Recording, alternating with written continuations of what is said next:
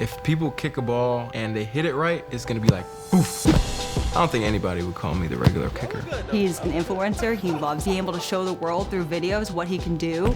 His character, his charisma. We're moving into a mansion. That's why people connect with him. That's my throwing arm, bro. What you doing? But it wasn't supposed to work. He was given an ultimatum that said, you have to give up pursuing your dream. Everything happens for a reason, man. What the NCAA was doing to him, I definitely didn't think it was fair.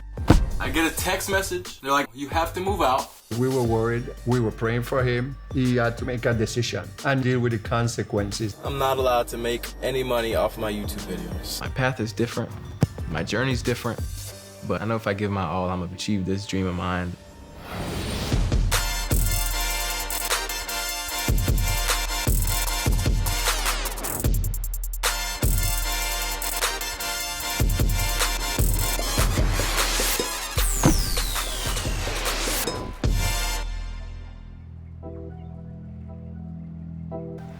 That being said, my journey was a tough one, but I had hope.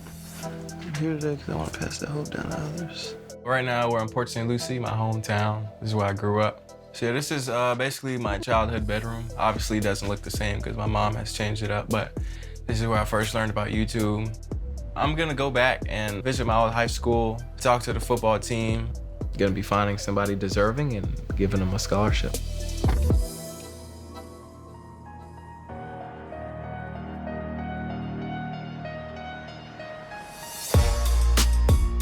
Football is something that I love. I see myself in a lot of these kids, so I try to just be a positive light in these kids' lives, and I know a lot of them come from bad situations. I feel like giving out a scholarship to someone could literally change their life. Hopefully, this scholarship and this money can help them say, hey, I have to keep going, I have to keep grinding. I gotta stay 10 toes down and believe in myself and continue chasing the dream. Go. Oh, damn. Oh.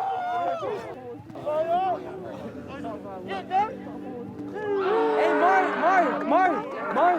I was just like you. I walked the same halls. I put on the same pads as you. And I shed the same blood, sweat, and tears that y'all shed every single day on this field. This is a football.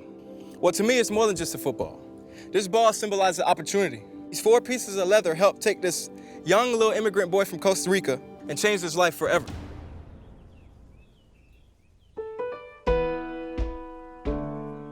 I was born in Limon, Costa Rica. It's a small country in Central America. I have an older sister and an older brother. I'm the baby. I always thought I was like a little accident because my birthday is 9 months after Valentine's Day.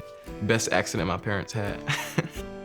When he was a baby, wasn't even walking yet, and the ball was sitting there, and he kicked it like a soccer player. And I said to him, you don't start to walk it and you're already kicking the ball. My dad was definitely a vlogger before there was vlogging. Earliest memories was him walking around with a little camcorder. These old soccer tapes? Yeah, man, I have some of them here, make you remember those days. See it. Let's see. My dad, he was such a great athlete, and he instilled athleticism in me, teaching me stuff like how to walk on my hands, how to do certain flips, how to kick a soccer ball. This brings back so much memories. Now that I think about it and I look back, it's like, oh, you used to film. Now it's like subconsciously in the back of my head that, hey, you know, maybe he is the reason you started filming and making videos. My dad gave me the camera, and then, hey, since I have a camera, let me go around recording, So you know? your dad passed it to you, and you subconsciously passed it down to me. I gave him the name Danan because the moment the doctor showed him to me, it was identically as his dad. He's a very loving son. Even as big as he is, when he come home, he comes straight in my room. He would jump on top of me. He would say, Mommy, can you scratch my back? What's up, Mama? What you in here making? Do some dinner. He always close to me. Yeah. We must Dig wash in. our hands. Where's the rice? You're being safe. El arroz. When you were born, it was almost as if you were my little baby too. I think I probably took you as a little doll. You know, and I would help mommy change your diapers and everything. I remember you had this soccer ball, right? So you would always kick it around, bam, bam, bam, bam. You had a little bicycle, and your brakes were to crash into the refrigerator in the kitchen every time. That was funny. I feel like coming up here kind of made us a little bit closer together. My grandpa, Uriah, brought my family over to the United States and I was 7 years old. Oh man, culture shock isn't even a word. I remember elementary school and it's like this big, huge ass building with hundreds of kids, and every single day my mom would drop me off, I would cry and cry and cry and cry. But I was a standout soccer player, so I made a lot of friends that way. My dream was to always be a professional soccer player, but that kind of switched up when I got to high school and learned about football. Home 49, my old locker. Jersey number 11. I remember being a freshman getting this. How time flies. His freshman year, he came out for football, and I didn't have a kicker. He's like, Coach, I never kicked before, but I play soccer. I know I got a leg. So I'm like, okay, kick it. So they put a tee down, put a ball on there. I just took some random steps back and just kicked it as far as I could. First kick went about 60 yards. I went to my barber. I heard him talking about, hey, you saw that kicker at Port St. Lucie High? Man, that kid can't kick the ball. And I say, oh, you're talking about my son. He says, that's your son? I said, yeah, that's my son.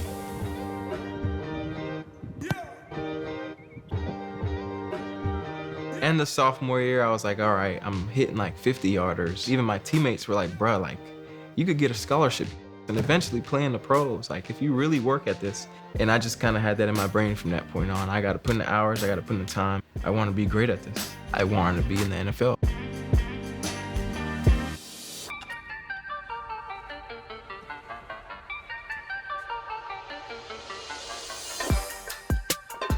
This is where I went from a young boy to a young man. I got swollen here, I got bigger, and this is where I kind of learned that I got to put in the work day in and day out if I want to be great. Delahaye is one of the top kickers in the area. He's already hit a 49-yarder this season. He's drilled a 70-yarder in practice and is averaging 46 yards a punt. To see a kid just been playing for 4 years, get a full ride at a good Division I school, and it's kicking. It was amazing. I was happy for him. I ended up graduating from Port St. Lucie High School in 2015. Walked on that summer at UCF. I'll never forget it. I was a kickoff specialist at UCF, and I played in every single game my freshman year except for the first one. Eventually, I bought myself like this little GoPro after the season when I really started getting into making videos. Middle of sophomore year, I started vlogging my days on the team and showing what we were doing. So that's kind of where it hit me like, hey, nobody else is doing this. He just really liked to show off his life as a college athlete. At the time, he only had a few thousand subscribers, but the feedback was really good.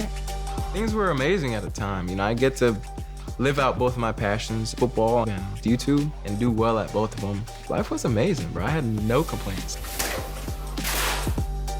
Why you ain't reach for it, bro? What you mean reach for it?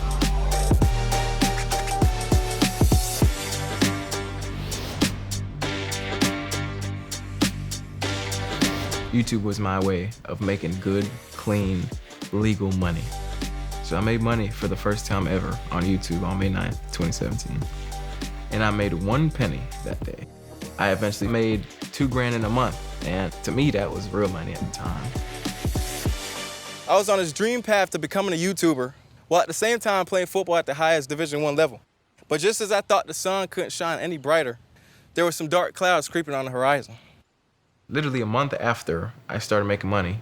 These last few days have been some of the hardest days of my whole entire life, my career, my everything, bro. Haven't slept much, haven't eaten much. I probably lost like 5 pounds, to be real with you.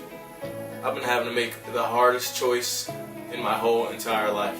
Either stop playing sports or stop creating videos.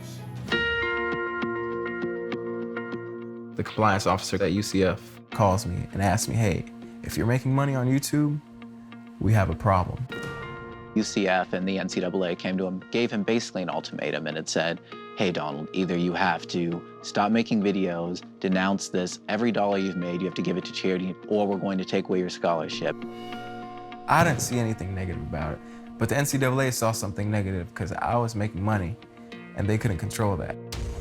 When he told us that he wanted to make a decision about either keep his scholarship or do his videos, I remember I told him, I said, son, you're young. And if you're gonna make mistakes, you need to make them now. All right, guys, so I'm here, about to go in my meetings at 3:30. I'm gonna let y'all know if we good for business or we down for the count. I'm in that office and it's kind of like, all right, make a decision right now. What are you gonna pick? What are you gonna do? So I just went with my gut, went with my heart, and picked YouTube. And literally, before I even set foot outside the compliance building door, my phone lights up with a tweet, Donald Delahaye marked ineligible by the NCAA. I'm not allowed to make any money. And if I do, then bad things happen. Every media outlet wanted to get their hands on the story. Donald Delahaye coming to you live from Fox 35. Hey man, we out here, another interview at Wild World of Sports, ESPN. Soon after he made his choice, UCF called him and was like, you need to get out. Well, they're like, hey, you have 48 hours to move out of your dorm. You're not on a scholarship anymore, we're not paying for you to do anything. So I literally had 2 days to pack my shit. I have to fit all the stuff that's fitting in here into those boxes right there on the floor. Yeah. He was just questioning every choice he made at that point. It was really a dark time for him because he thought, oh my God, did I just throw everything away? I'm off the football team, my scholarship gone, got kicked out my dorm. When he made that decision to give up a D1 scholarship for the idea of being a YouTuber and for a channel with 50,000 subscribers that's, you know, making you less than minimum wage per year, essentially, is a very dumb idea, honestly. A lot of people in the media were like, you're an idiot, you just gave up this full scholarship for a YouTube channel that's barely doing anything. The risk was far, far bigger than the reward at the time. Appreciate you. Just keep tuning in, man.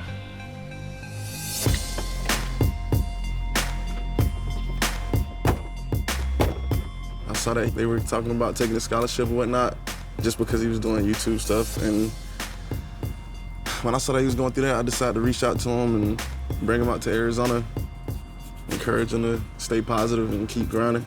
Preparation, opportunity, when that meets. As long as you're doing what you're doing now, you're gonna be straight. Yeah. You're gonna be straight. I appreciate you, bro. Marquette was someone I look up to, and he bought me a camera and helped me ignite this whole other flame.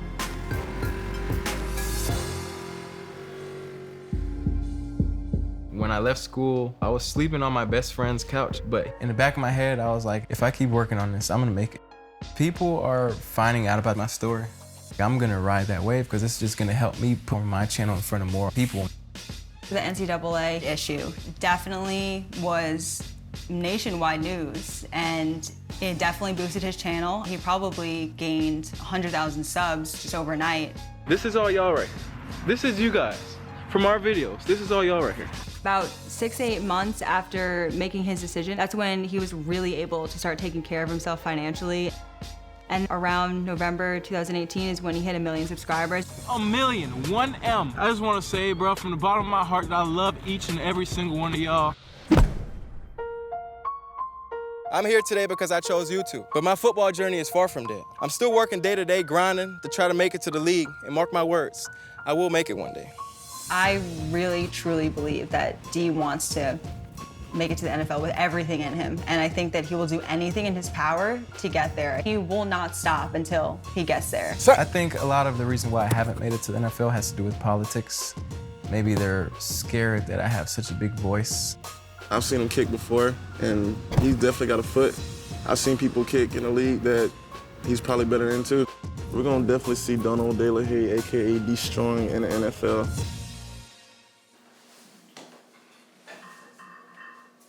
YouTube changed my life infinitely for the best. But at the same time, I love football. I would be willing to step back from YouTube a little bit to really focus on getting to the league. Having this outlet to express himself and show people what he can do really, really made him who he is today. But the more he watches football, he realizes like, wow, like I don't want to waste my talent. I want to go to the NFL and show people what I can really do. I lost my scholarship, but my life motto has always been to believe in yourself. No matter what obstacles you come across, no matter who doubts you and who says you can't do things, if you believe in yourself, if you remain 10 toes down, and work hard towards achieving those goals and dreams, and you can do anything. My journey is a tough one, but I had hope. I want to pass that hope down to others. I want to inspire and show someone that they could achieve whatever they set their minds to. I'll be giving somebody a scholarship, and that scholarship represents just that. Yeah, bring that in, bring that in, bring that in, bring that in. Yes, sir, yes, sir, yes, sir. Hey, man, Jazz on 3, family on 6. 1, 2, 3, 4, 5, 6. Yes, sir. Yes, sir.